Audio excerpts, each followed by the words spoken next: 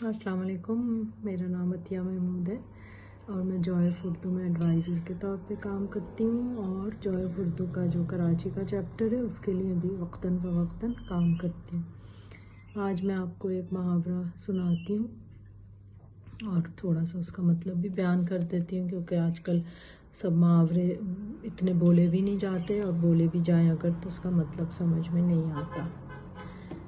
ایک کہتے ہیں کہ کاغذ کی ناؤ آج نہ ڈوبی کل ڈوبی۔ کاغذ کی ناؤ تو آپ کو پتہ ہی ہے کہ کاغذ کی جو بناتے ہیں، بچے بھی بنا لیتے ہیں، بڑے بھی بیٹھے بیٹھے کاغذ کی کشتی سی بناتے ہیں کاغذ سے۔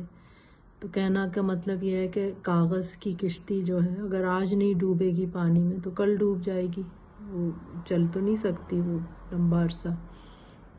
تو مطلب کا محاورے کا یہ ہے کہ اگر کوئی غیر معیاری کام ہو، ہلکا کام ہو، تو وہ زیادہ دن نہیں چلتا۔ تو کوئی اگر آپ کو ایسا کام بنا کے دے یا کر کے دے یا وہ کہ جو بالکل ہی غیر معیاری ہو، تو یہ محاورہ اس پہ فٹ بیٹھتا ہے کہ کاغذ کی ناؤ آج نہ ڈوبی کل ڈوبی۔ شکریہ۔